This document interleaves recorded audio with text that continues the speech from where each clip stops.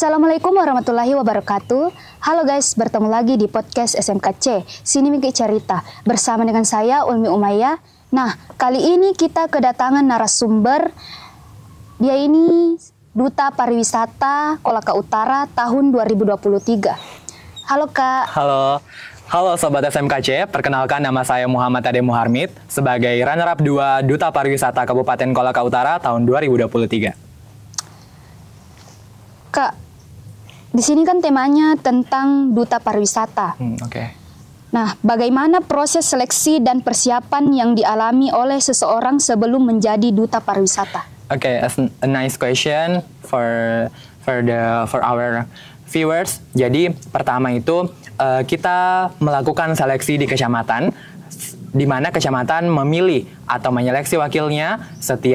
Di setiap kecamatan itu ada 2 perwakilan, 1 putra, 1 putri, di mana mereka akan melanjutkan kompetisinya lagi di tingkat kabupaten untuk memperebutkan gelar Duta Pariwisata. Tentunya banyak sekali syarat-syarat, di mana salah satunya itu untuk tinggi minimal putri itu 155 cm, kemudian untuk tinggi putra 165 cm. Kemudian untuk umurnya berumur 17 sampai 25 tahun dan tentunya berdomisili di Kabupaten Kolaka Utara. Apa yang menjadi daya tarik utama dari peran sebagai Duta Pariwisata menurut pengalaman Kakak?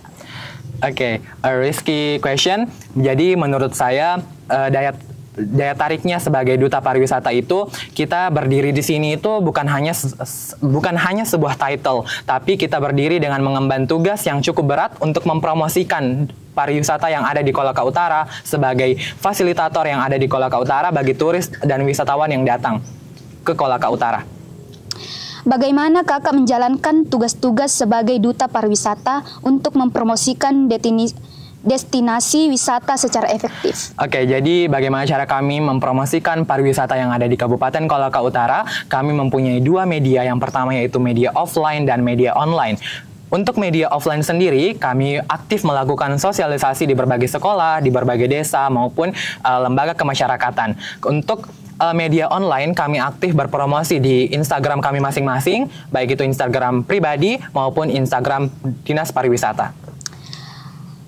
Apa tantangan terbesar yang pernah Kakak hadapi dalam peran sebagai Duta Pariwisata dan bagaimana Kakak mengatasinya? Oke, tentunya sebagai duta itu pasti banyak sekali tantangan yang kami hadapi. Salah satunya itu bagaimana kita mengubah perspektif orang luar yang sudah negatif terhadap wisata kita. Jadi kita di sini benar-benar diajar untuk berkomunikasi. Untuk menyampaikan bahwa yang sebenarnya itu objek wisata kita itu unggul, punya potensi yang lebih tinggi lagi jika diolah bersama-sama, baik itu lembaga masyarakat maupun lembaga pemerintahan. Jadi menurut saya itu adalah salah satu tantangan yang terberat bagi Duta Pariwisata.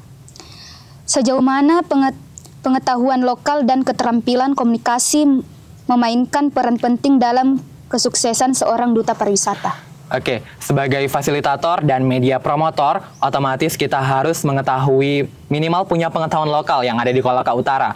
Nah, pengetahuan lokal ini menjadi bekal kita untuk berkomunikasi dengan wisatawan, baik itu dari dalam negeri maupun mancanegara. Jadi benar-benar dengan pengetahuan lokal ini, kita itu berbicara sesuai dengan fakta atau sesuai dengan sumber.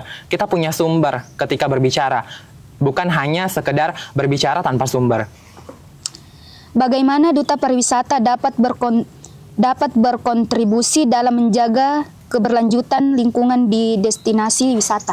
Oke, jadi tugas kami itu selain memfasilitasi para wisatawan untuk datang ke wisata-wisata objek yang ada di Kolaka Utara, kami juga bertugas untuk mengedukasi para wisatawan maupun masyarakat lokal untuk menjaga kelestarian lingkungan hidup, baik itu dalam segi wisata, dalam lingkungan kemasyarakatan. Jadi kami di sini tidak hanya mempromosikan, tapi kami juga mengedukasi serta sebagai pemahaman kepada awam atau masyarakat lokal.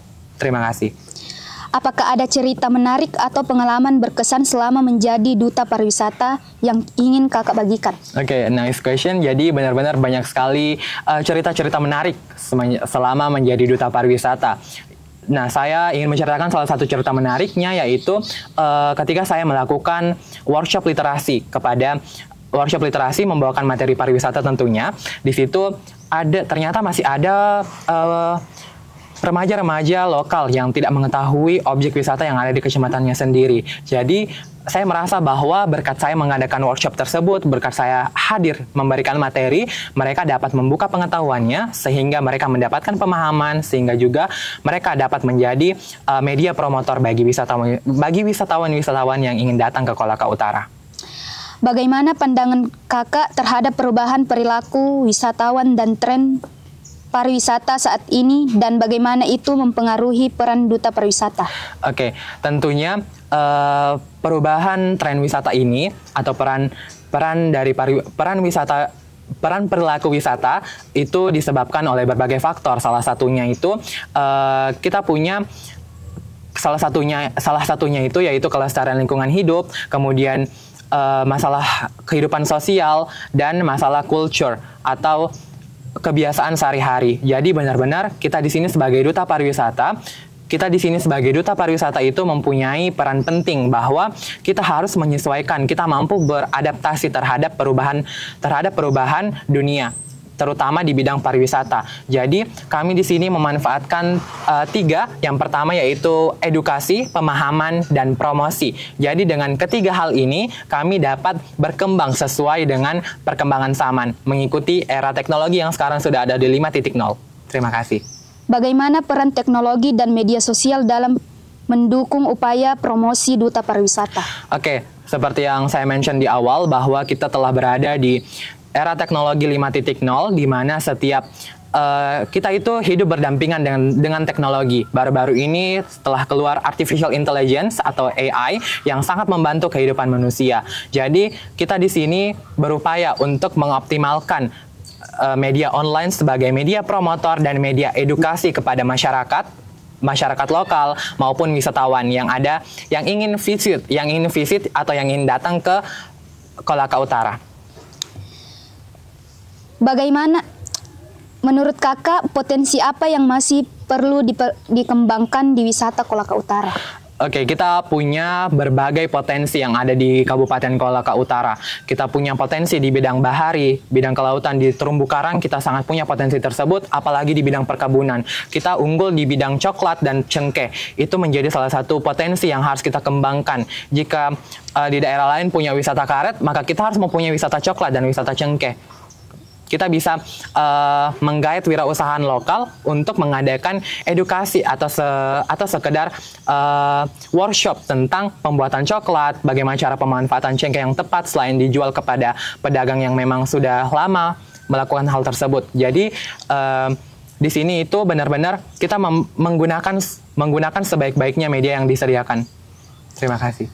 Berapa jumlah wisata yang ada di Kolaka Utara? Oke, untuk saat sekarang ini kurang lebih ada 50 wisata. Jadi salah satunya wisata unggulan yang kami punya itu Danau Biru, kemudian ada Pantai Pasir Putih atau Pantai Berova, kemudian kita punya air terjun Seruni. Itu menjadi kita punya juga Pulau Bintang, itu menjadi salah satu objek wisata yang menjadi unggulan di Kabupaten Kolaka Utara. Sudah sejauh mana kakak mempromosikan wisata Kolaka Utara? Oke, tentang sejauh mana kami telah menjabat selama 1 tahun, tentunya kami telah mengadakan berbagai media promotor, baik itu secara online maupun offline. Jadi kami di sini benar-benar memanfaatkan berbagai media yang telah disediakan. Jadi, baik itu dari segi teknologi maupun bertemu secara langsung. Apa nasihat kakak bagi mereka yang bermimpi menjadi duta pariwisata atau terlibat dalam industri pariwisata secara lebih luas? Oke, bagi teman-teman yang ingin menjadi duta pariwisata, pertama itu set your mind untuk menang dalam berkompetisi. Menjadi ambisius itu bagus, tapi untuk too ambisius is not good. Jadi benar-benar kita di sini set your mind untuk kita berkompetisi di sini, bahwa kita punya tujuan untuk menang. Tapi untuk terlalu ambisius itu kurang baik juga, karena kita bisa dicap sebagai orang egois dalam suatu kompetisi. Jadi untuk teman-teman yang ingin join duta pariwisata, benar-benar punya visi dan misi yang jelas untuk kedepannya agar pariwisata semakin berkembang di Kabupaten Kolaka Utara. Saya pikir itu saja. Oke Kak, terima kasih sudah berbagi pengalamannya tentang duta pariwisata. Oke, my pleasure tuh. Oke teman-teman, itulah tadi perbincangan saya dengan Kak Armit. Sampai ketemu lagi di episode selanjutnya.